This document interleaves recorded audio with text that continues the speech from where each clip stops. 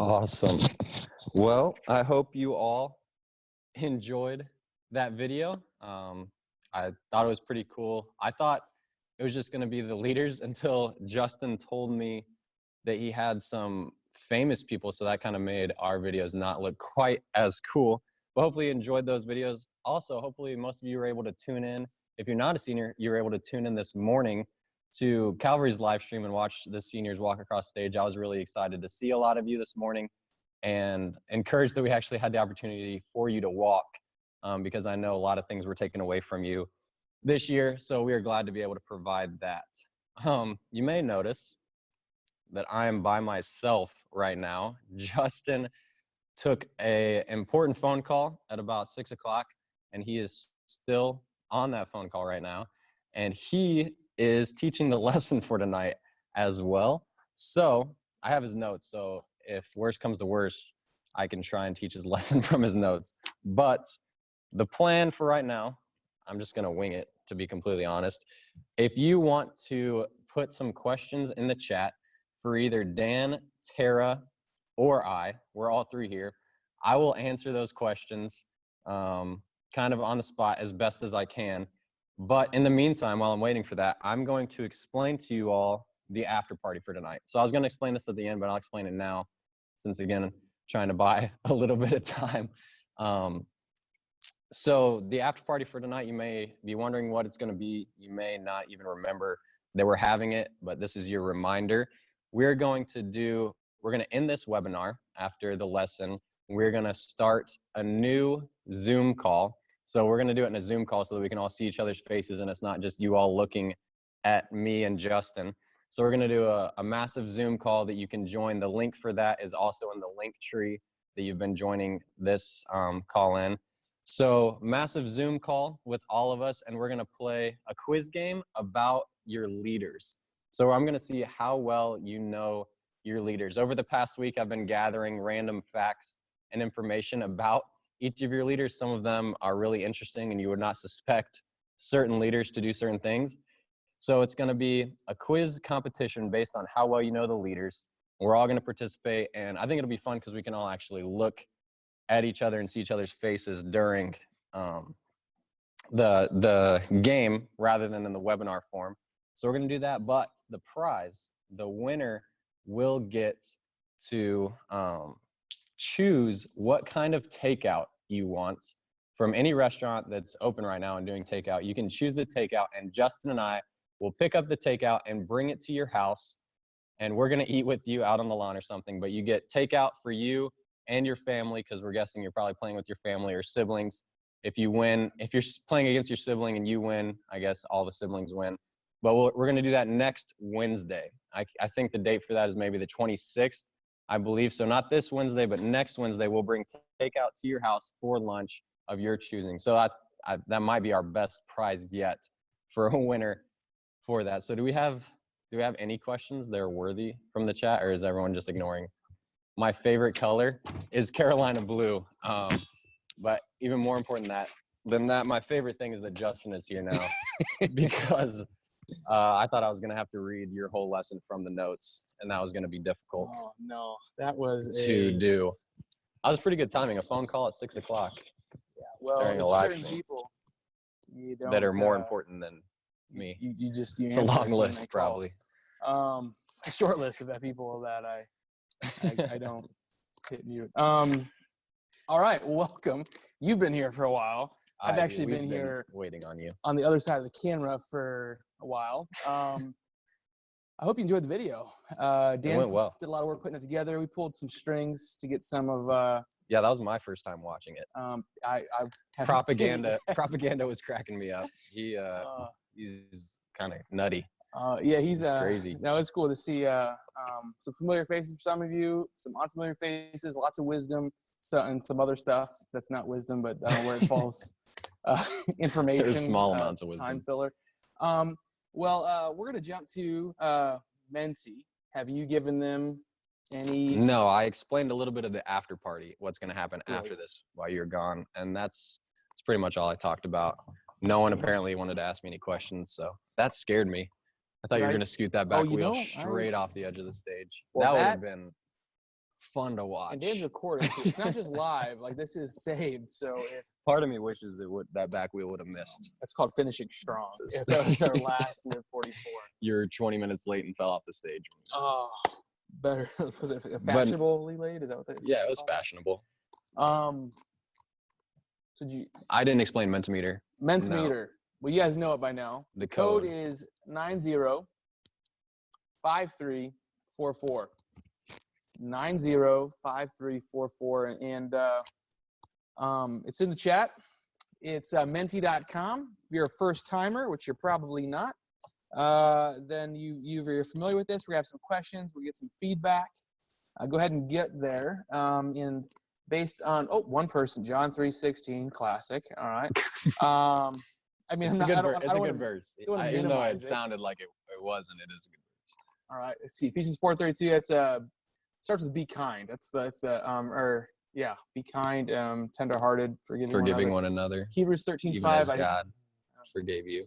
Psalm 199:9. Is one your toil is not in vain. Is that First Corinthians 15:58. Psalm 199:9 is not real. I think exist. I'm guessing it's not very encouraging. Psalm 119:9, which I think is I've hidden your word in my heart that I might not sin against you. Philippians 1:6. That's is that he who began a good work? Is that we'll finish. Is that he began a good work in you. But we'll finish. This is a scrolling. That makes I don't know sense if for Dan, graduation. Can you scroll? See some of there. You're awesome. So thankful for each of you. I love. Not. I think that's a typo. We're gonna call it a typo. Gabriel 24. All right. Not sure what version of the Bible you're using. There's some very legitimate answers. Don't die. Yeah, that's 100% of them will fail at that, unfortunately. I forgot this was encouragement or Bible verses. Yeah. I thought people were just making up Bible verses. Matthew 24:42. Stay awake, therefore you do not know. Don't grow away from the Lord. It's much harder to grow I will back. never leave it. Okay, that's Hebrew. Thank you for either the same person put that in again, or you just exclamation point. Micah 6:8. Is that the walk humbly with your? We need a quick sword. Good luck. Get a job in Him. Serve Him. Some good stuff. I didn't see the get a job until just now. That's true encouragement. I love Adam. That's probably Adam. $10. That's Adam. Anyway, that's encouraging. We love you, Adam. All right, so just because we saw again initially, Jake wasn't going to fill time in that gap between the video. So this would have been like, hey, what's some other advice, But that's kind of where this came from. All right, so we're going to be. You can either keep putting in stuff that might be distracting, or we'll move in. But tonight we're going to look at I'll get to it in a second. We're looking at a passage of scripture. Obviously, that shouldn't be shocking because we study the Bible here. But we're going to be it's going to be with a little bit of a focus on seniors, right? But it's because it's scripture, it applies to all of us. And so there might be a few times where I'm like, hey, seniors. And I don't want you, if you're like a junior or if you're a sixth grader, I want you to be like, oh, this isn't for me. This psalm that we're going to look at wasn't written to seniors. It wasn't written to any particular grade at all. It was actually, it's King David talking about of his vow. But before that, the reason I want to talk about this is because I think, you may or may not agree with me here, but I think my generation and then your generation, there's millennials and I think Gen Z. There's a gap between those generations. I think that's what I think. Yeah, there's a gap between me and you. I know that. I know we're not the same generation, but the commitment or lack of commitment is a growing trend that's across both of those.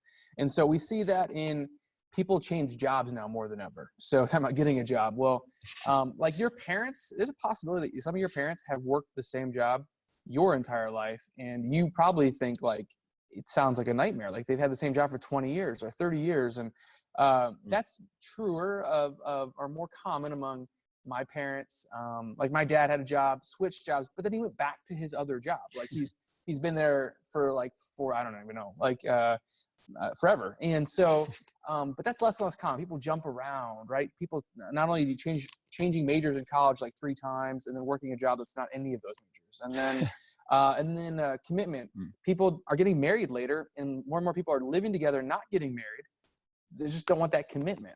Some of you find it stressful to even engage into like a 2-year phone contract because you're like, I don't know, like 2 years is such a long time. What if my phone doesn't last 2 years? What if I, want a new phone? A contract for a 2-year phone is almost stretching for some people, my generation, your generation. So it's with that, it's that in mind that commitment is hard and it's becoming increasingly uncommon.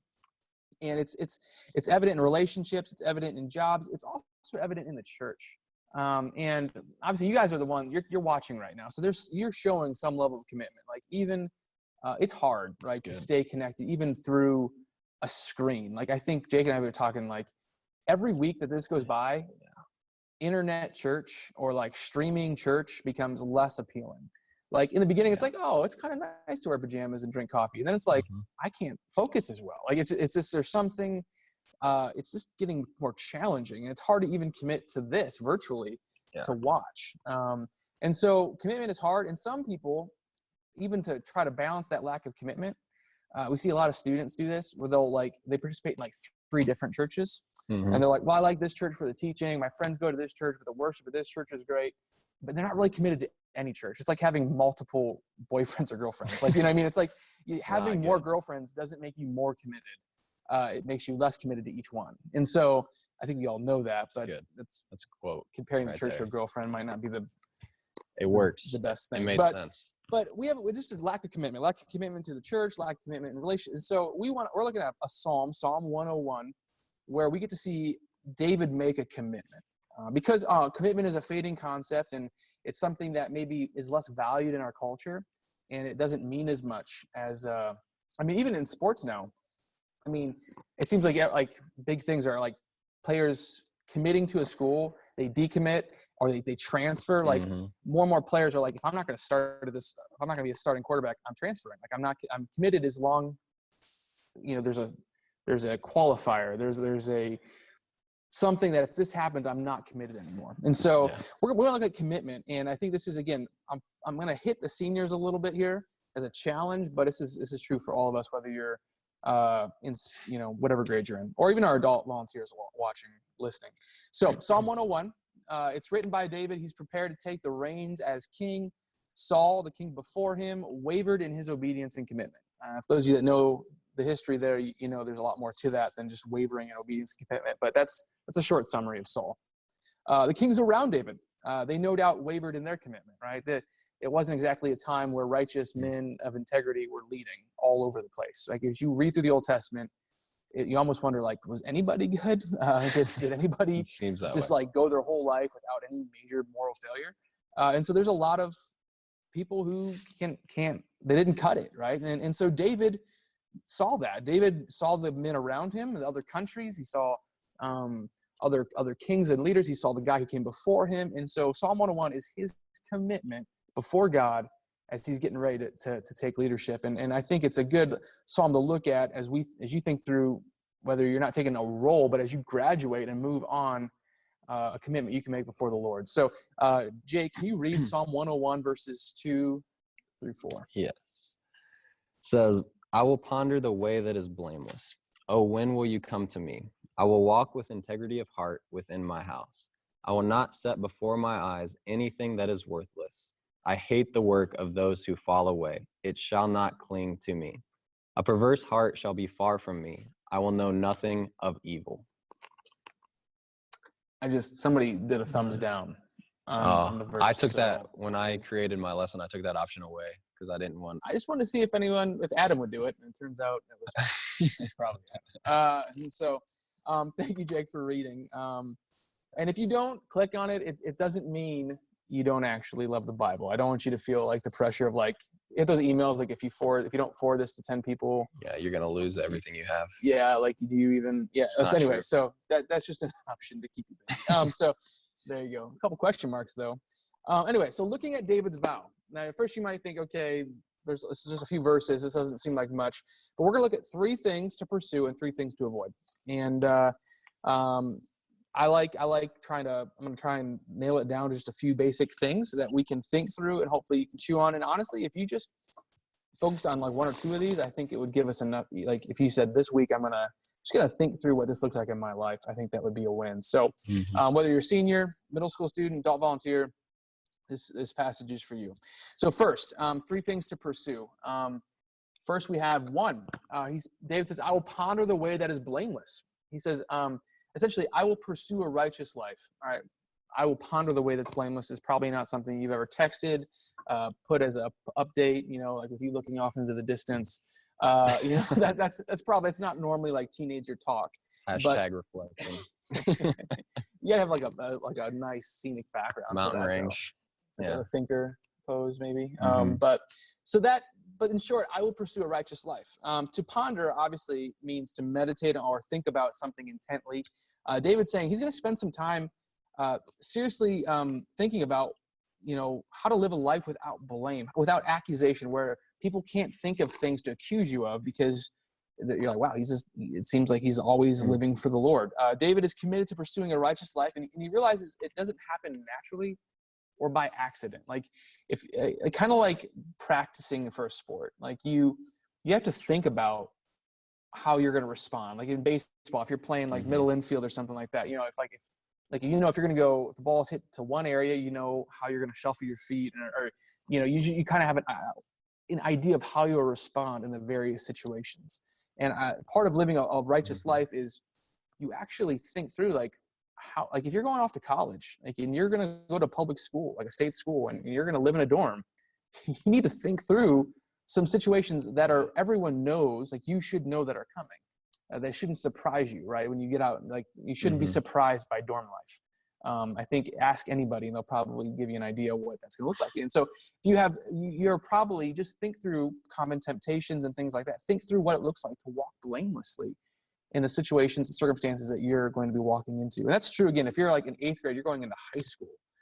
You're 7th grade, going to 8th, whatever those circumstances are, ponder that. Think through what does a righteous life look like as a 6th grader? At Heritage, I think,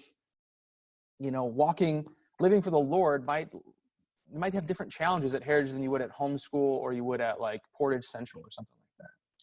And so commit yourselves and say, I'll pursue a righteous life. That takes some pondering and some reflection. I think that also, just to add to that, I think that kind of takes away the common excuse that people can use of like, oh, I didn't know that this was going to happen, or I didn't realize that this is going to work out this way.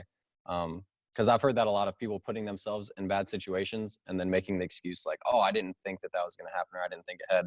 And that's kind of challenging us, like think about where you're going and think about the situations you're going to be in and whether that would line up with a righteous life or not. So that kind of takes away that excuse, which is good. Yeah, I mean, you can't think it through everything, but there's a lot of the things we face on a given day are, most temptations and things like that are things that they're not the first time. And so number 2, when will you come to me? Again, you might be like, what? That's David talking about God. And I guess to boil that down into a quick, like, what does that mean?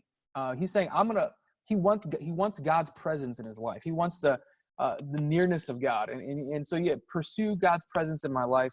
You might think, well, what does that look like? I think we pursue God's presence when we choose to talk to him. He's near us. He's with us. If Christians, Holy Spirit's in us. And so if we're not near to God, it's not God, it's us. And so God's not moved. And so we pursue his presence. We're pursuing time with him. We're pursuing, we have the finished word that David didn't have. We have a completed Bible that we can see and learn from God in a way that we have just more at our disposal than David did, right? And so living a holy life is in some ways, it should be, I don't say easier, but we've got more truth to work with. And so I want to encourage you to think through, commit yourself to pursue God's presence in your life. That's something that you hear like every time you've ever been to church, but it's because it's such a key part. Like you need to pursue a walk with the Lord. 3, again, we're trying to just go through the 6 of these. So I want to, like little nuggets, just want to go through them pretty quickly. I will walk with integrity of heart within my house. And here David's, this might, I think, well, that's applicable right now because that's the only place that you can't walk with integrity. It's the only place you're allowed to walk at all. Yeah. Yeah. Some of you like, this is your only option. But I think where other kings and leaders failed, at least a commonplace, is when their public life and their private life doesn't match up. And it's one thing to act like a good person in public. Most people can, like, for an hour a week, can pretend or at least present their best self at church. You might think that, well, I don't do that. Well, we all do that to some degree. I think of social media.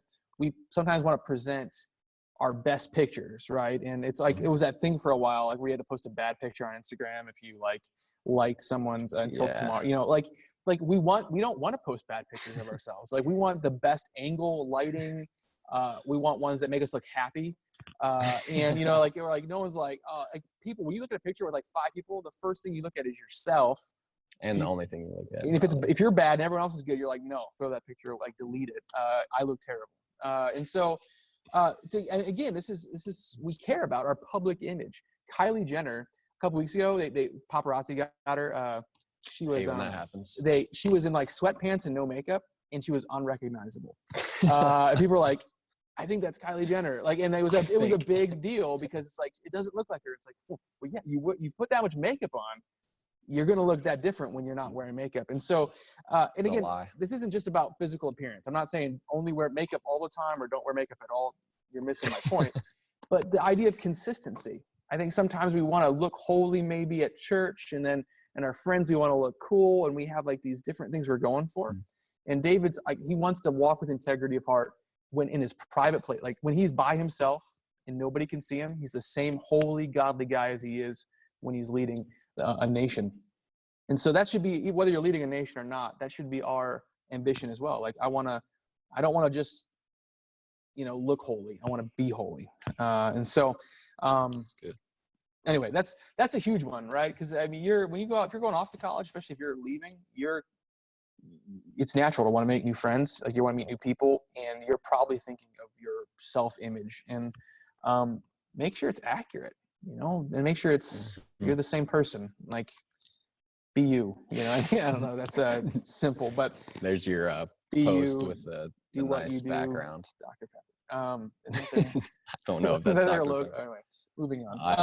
All right. So pursue consistency in your private and public life.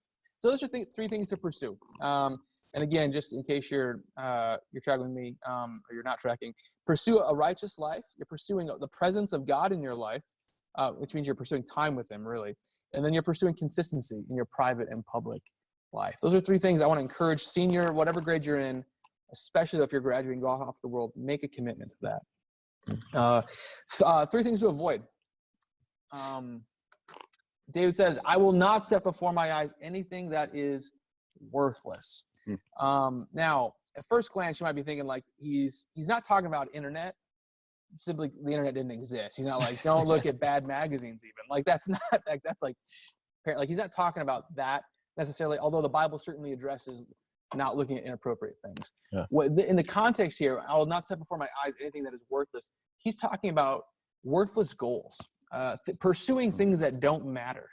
In kind of like, I'm not going to try to achieve, accomplish, or do things that isn't going to bring glory to God. Other kings are trying to conquer nations just to gain more power or to get more stuff. David's like, no, I want to commit to really pursue what the Lord wants and not necessarily just be some tyrant. What that looks like in your life, obviously, is probably going to be a little different than committing not to conquer other countries, or something like that. But I do think we need to ask ourselves, what are your goals? Like, what are your ambitions? Especially as this is a time in life where you're thinking about career, you're thinking about jobs.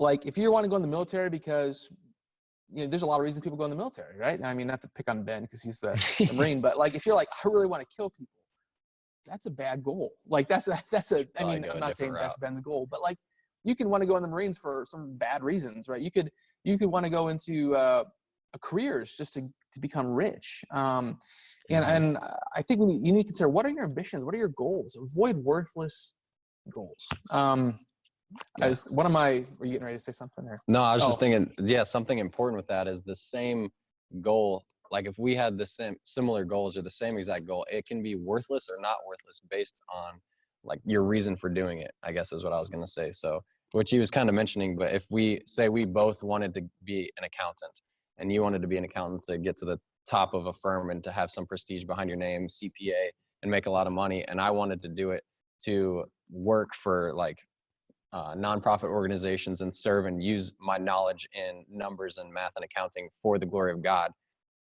Being an accountant itself isn't what's worthless. It's the purpose and the reasoning behind like pursuing that goal. So just to help kind of clarify, like whether your goals are worthless or not stems a lot from your purpose and reasoning behind seeking that goal. I think there's a lot of people going to ministry with really for bad reasons. Exactly. And so like there's not automatic career choices or goals. Like I want to be a good youth pastor. It could be like, I don't know, like I want people to like me, and it's just like another version of. I want to go to Antigua. Yeah, I just want to go on mission trips all the time. to travel swim in the ocean. A quote that I came across years ago that it stuck with me.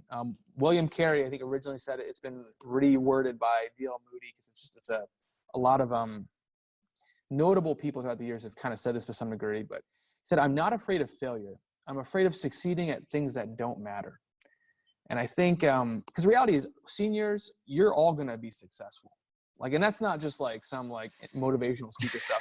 You're all going to be good at, like, you're going to succeed at something. The question is, are you going to succeed at things that matter for eternity? When we think of like live 44, living for forever, are the things you're doing, do they have eternal value? I remember in high school, I worked so hard to like in sports, and I still love sports, and I do think they're valuable. I'm not going to like totally, I'm not anti-sports by any means. But like I worked so hard to get, I had a Letterman's jacket back when people actually wore them at my school, at least. I got sports on the back. I had pins on them. I had patches because in football we won state and things, or went to different. We didn't win state, but we went to different like we got Someone certain was levels. about to fact check you on yeah, that. they're like, I didn't run through high school state championship. but I mean, I had this Letterman's jacket that had all kinds of like it looked like if people saw it, like like he's athlete. He's and the thing, then I went to college and I wore it like once and I realized nobody cared. Not cool. Like everyone's like, why are you wearing that? And like I had spent so much trying to succeed in this thing that didn't even matter like 3 months later. And now I don't even know where that's like. I think it's in my parents'. No, that is a good note though to seniors. Don't wear your Letterman's jacket in college. It is wore it upon. once, and people are like, "Oh, are you visiting?" I'm like, "No, I go to school here." And it's like, okay, that's a pretty good sign. Nobody cares about my high school achievements, right? And I spent so much time working on things. I wonder if I spent the same amount of time on like worthwhile things. If I would have, what my life would have been. I mean, especially since my football career just didn't pan out. It's surprising, but all right, moving on. So worthless goals, right? And just really, those are things to think through. You don't just check that box. Those things you think and pray about as you go through life, because you can even do. Your motives can change over time too. 2, I hate the work of those who fall away. It shall not cling to me. Again, that's language that initially it's like, what does that even mean? So they've essentially said, I'm going to avoid friendships or relationships with those who openly rebel against God. So those who fall away, he's not going to let the people who cling to him attach himself to those who are not walking with the Lord, those who don't care about God's ways. He's not going to give them access into his inner circle. I mean, you can have relationships with the lost. You should to share the gospel. We need to not live in a bubble. But the key words are, it shall not cling to me. He's talking about this idea of just being careful who you surround yourself with. I mean, going into a position of being a king, like that's who you have in your, like the president's cabinet, and who you have at your vice president. People right now, they're who's Biden going to pick for his VP, and Michigan's going, please not our governor. Most people, because who you surround yourself with matters, right? And we people pay attention to that, especially if you're in leadership. But every single person, we need to consider who we put around us. And as you're leaving, some of you are going to new places, or your friends are leaving. So even if you're not leaving, new people are entering into your circle. You need to think through, who are you going to let have close access to you? Who's going to cling to you? Again, that's a weird language, and you probably don't want anyone to cling to you, but it's something. Who are your friends going to be? That's a big part of how the direction you're going to go. Yeah, and I think the key here, which he mentioned a few times, is that word like close friendships and close relationships, and that inner circle, because we're telling you all the time, especially if you've been on the Lead the Cause trip or hear anything we say about sharing the gospel, is you have to know unbelievers to share the gospel. You're not really sharing the gospel with believers. You're just talking about what the gospel says that you both know. But the difference is, yes, seeking out those relationships and seeking out unbelievers, but that's not who you're spending 5, 6, 7 days a week with, building up, because who you spend time with is who you become like. And I think that's why he's saying this, is he's not building those close relationships with people who rebel God, because that would allow him to drift towards that area. But he spends close time with people who follow God, because that pushes you towards God. So that's excellent. Yeah. And man, there's one thing I learned from experience, and I think maybe you'll relate to this, is we naturally gravitate towards acceptance. It's easier to become friends with people that accept you. But sometimes the people that are accepting of you are not the people you should be spending time with. And so because we be careful that just because people, that know that we gravitate towards acceptance, sometimes we put our guards down when people, sometimes the people, unfortunately, the people that welcome us into their circles are their circles we don't want to be a part of. So, or at least, again, the close circle, close ongoing relationship. Yeah, Jake nailed it. So 3, and this is kind of getting to the end here. Third thing to avoid, he says, a perverse heart shall be far from me. I will know nothing of evil. I love this because this is about as straightforward as anything in these verses. Yeah. I will know nothing of evil. That is a commitment. I mean, that's a vow that we can't fully, because we're sinful, but we shouldn't write that off. Like, oh, I'm a sinner. Like, I can't completely avoid evil. But to know that David was the kind of person who's like, I want a perverse heart to be far from me. Like, I want evil to be far from me. Like, I know it can't be completely eradicated this side of heaven, but I don't want to know of evil. Like, I don't want to be a part of it. And so avoiding all forms of evil, that is a amazing goal, because in our culture, although, we might have the full word of God. And so in some ways we have an advantage on David. There are increasing ways of being exposed to evil, I think, that I would argue are more prevalent. I think we up here between Jake and I, on this table, we have 3 devices, all which have instant access to evil. Sometimes you don't even have to go looking for it. It comes to you, right? Evil is all around us. And it's even in quarantine, evil is in our homes because of technology. And so this is one that I think we need to take seriously, and I think we need to follow David's example here. It's pretty straightforward, but it's easier said than done. But can you imagine if we all made this commitment and pursued a life that avoided all forms of evil? Man, how would my life be different if I'm like, nope, not today, like no evil at all? How many times I might stop a conversation when I hear somebody else talking, or I might stop myself from talking because I'm like, oh, that's not holy. You know what I mean? I mean, it's not a bad word, but maybe it's not nice. It's not kind. It's not Ephesians 4:32 like you guys put up there. So I want to challenge you guys to be like David and to make this vow. Look at Psalm 101, verses 2-4, and look at the things to pursue, the things to avoid. And again, my guess is if you're those listening, my guess is like one or two of you, or I'm sorry, not one or two of you, one or two of these probably stuck out to you. They probably are like, that's something that I need to really pray about. I need to really, that section of the verse is something I need to really think through. I want to encourage you to don't ignore that. That's probably the Holy Spirit saying, pay attention to this. But either way, seniors, grads, if you're staying in town this fall, when I think about commitment, I do want to challenge you. That's apart from this passage. This is just my own personal challenge. I want to challenge you to serve in the church. In fact, whether you're staying or not, I want to challenge you to serve in a church, to get involved in a local church. You don't need to be an adult to serve in church. You guys, you don't need to be adult to serve, but now that you are, there really isn't an excuse. Like, you can be a 7th grader and serve in the church, but if you're a graduated from high school and you're not serving, it's kind of like, well, what point are you going to jump in? And so I want to encourage you, this is as good a time as any to jump in. I don't want you to allow church to simply become a place that you go to when you're not busy, because your college years will be busy. If you don't commit on the front end to go to church, you'll find a million reasons not to go to church in college. The weekends will become the time you're like, well, I got homework, I got to sleep in, I got to, especially have morning classes. Sunday is like, I'm not getting up.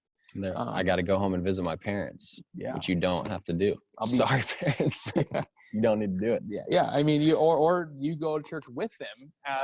Worst case scenario. I mean, it'd be good to get plugged in maybe where you're at, but go to church. Make a commitment, whether you like it or not.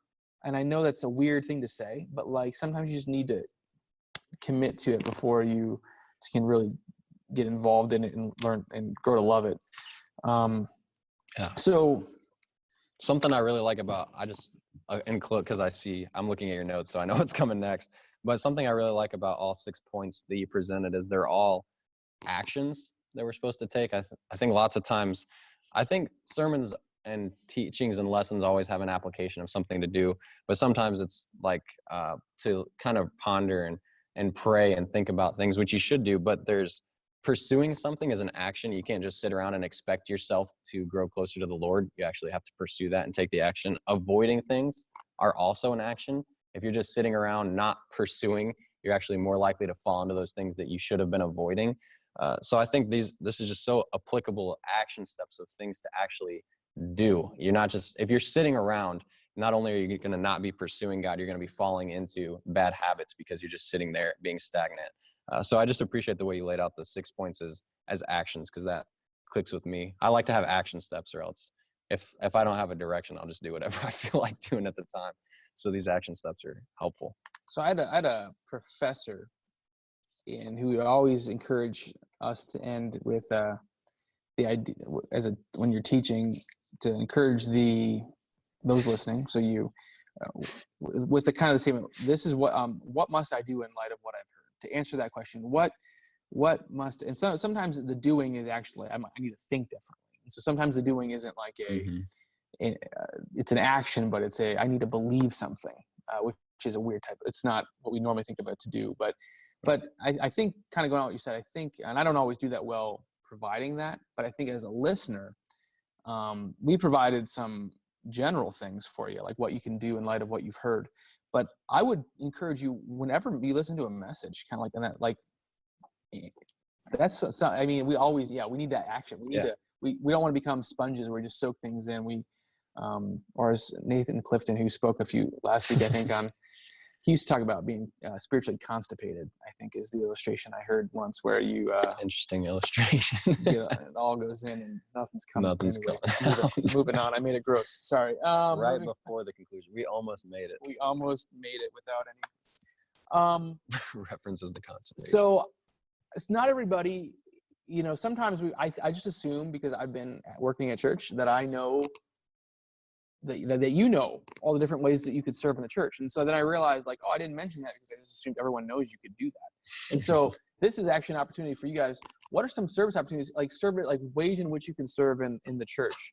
And my hope is not that you're educating Jake and I, but that other people might be like, oh, like I can do that. And so unfortunately, I see 7 people have responded, but nothing's coming up. So I might have not done this one.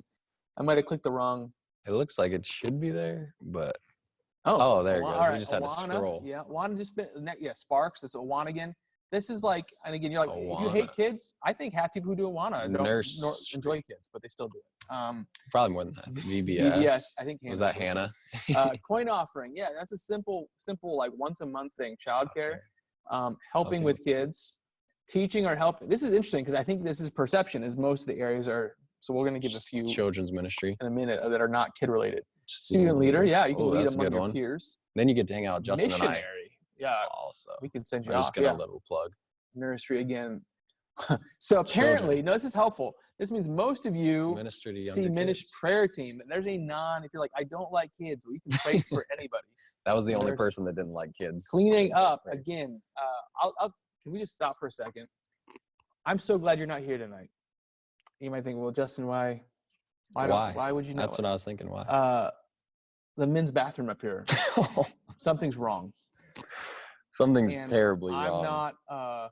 Terribly wrong. It's not my professional opinion, but when anything smells like That's twice in 3 something minutes is wrong. that this Yes. time frame has Well, come this up. is so bad. I walked up here and I thought, Dan, what are you doing, man? Like, what's going on? I think people are And logging he's like, off. it's not me, it's the bathroom. I'm like, right, you know, it's the bathroom. Like the mom's coming over and hitting end call right now. Just Yeah, like, what's stop talking wait, about is the it bathroom. 7 yet for the She's game? like, did Okay. I hear constipation Yeah. and the bathroom? It's bad though, and I'm glad you don't have to experience that. It Although is. your houses might have If that you're too. at I the don't know. church right now. Worship team again, yeah, another non-kids ministry. Yeah, That was a smooth Greeter. transition to worship. Some of you, you're like, I don't like talking to people, but I can smile.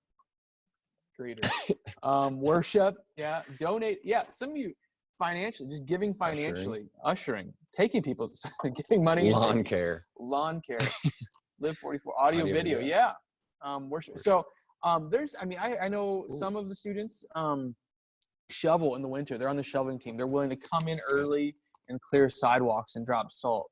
We know visit with shut-ins. Again, good yeah. one. That's like, you can do that anytime, and they would be greatly encouraged by that. We have, You might even get some free like cookies and brownies and stuff out of it. I don't know. yeah, they'll probably Not feed that you. should be your incentive. I just felt like whenever my youth group did that, they just were like, I just made cookies because that's what they did all day long. Yep. Sorry, you can keep going. No, I was trying to think of what to say after that. But so there's so many ways. So here's the thing though, we're not going to cover all of them. And part of the reason this is just, I get to basically, this is one of my favorite things, is if you're like, none of those sound appealing to me, but I want to serve the church. I want to be obedient. And maybe you're going off to a church and you're not even sure how to get plugged in there. Jake and I would love to talk to you. We'd love to meet with you, whether we had to take food to you, we sit in a parking lot and eat takeout or something like that. Mm-hmm. We would love to talk about this. Like getting people, equipping the saints for the work of ministry is like our job. And so our goal isn't just to talk to you and play games. Like we want to see you do ministry. And so we'll walk you through that the best we can. We don't have all the answers, but we'll come alongside. Finally, we got, real quick here, seniors, are there any prayer requests? This is particularly for seniors. Now I care about everyone. I don't, but like my thought is that all of us, non-seniors alike, can pray for our seniors. And this is not private. So please put your name to it. If you're like, hey, I'm going off to wherever, or I don't know, whatever. I mean, it's your prayer request. I don't need to make something up. You know how to give a prayer request. But this is something that I know you can save the Mentimeter. You can, right? They can download this and the results as well. Yes. And so I want to encourage those of you that aren't seniors. Maybe the seniors aren't watching tonight. That's please one senior, give us a prayer. You will be heavily prayed for if you. Do you want me to be a senior real quick? Again, it can be. Hey, Ian, thank you. Ian, Praise. you're the Got man. a Christian roommate. That's awesome. Yeah. Someone to, I don't know if I was gonna say cling, but that word seems weird when it comes to friendships. Don't say cling. What's the word? Someone All have a right, close calm link. nerves and moving away from home. Abby Doonan. Where's she going again? Hope. Hope. Yeah, Right? it's a good hour or so. Yeah. But still, it's away. It's pretty away from over there home. though, on the lake. So pray for Abby. Praise for Ian. Any more before we transition to our Prayer. prayer and game night? Well, that was Not just a long then. one. Pratt, Chris, maybe. Pratt for Ben's ability to Pray. stay strong in his faith and follow. All right. I wonder if, I bet you that's Kate A difficult throwing climate. it up for Ben Wisdom. Yeah. Ben's got multiple prayer requests here. All right. Yeah. Actually, the little squiggly mark, I think I know who that is. Okay. I think it's Ben's significant Got other. a PI. Anyway, that's Your a girl mic, thing. Justin, Guys your don't mic do is this. on. Guys don't Your do mic that, is on. just so you know. All right. They Thanks, heard you Elena. say it. They heard Any you others? say that. Any others? I just went downhill quick. Like the It last all 10 started minutes. with the constipation of the I know. spirit. All right. Let me, Jake. Do you want to pray us out, and then we're gonna give us Sure, like I'd 2 love minutes to. to transition Maybe over 5. to the Zoom call. I hope you have the link. If you don't have the link, text Dan. He'd love to get It's in your the text link tree. messages. Correct? Labeled probably after party. Link, just, you can figure it out. Yeah. Yeah. I'll- Thanks. Let's I'll pray. This is great. Dear Father, thank you so much for the opportunity we've had in the past, I don't know, 8, 9, 10 weeks to just do these live Zoom videos with the students, just to have some form of biblical study and digging in the Word and somewhat of a community feel and together. I just want to thank you for that in the first place, that you've blessed us, Calvary, here with the technology and ability and resources to just be able to do that and stay connected. I know many other churches and youth groups don't have this availability and possibility, so I just want to thank you for that.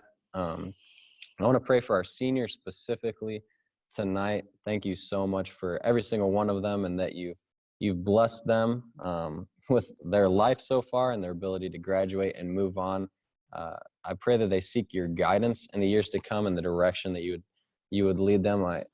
That they would take these 6 points from Justin and pursue you and avoid evil. And if they can really just do those two things, that pretty much sums all of it up right there.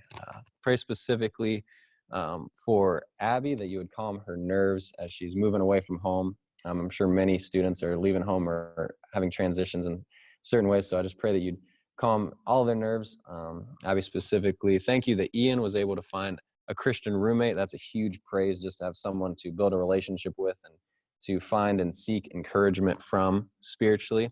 I pray for Ben, that he would have wisdom and be able to keep his faith strong and firm, and just like we said in the lesson, be able to avoid the evil that is very rampant throughout pretty much anywhere besides the Christian and circles. And so I just pray that you would give him strength and wisdom through that. Just thank you again for all of our seniors. Thank you for everyone who tuned in with us tonight. Please help us to enjoy our time together in the after party and just have some good relationships, some fun, and honor, glorify you through everything that we say and do. In your name we pray. Amen.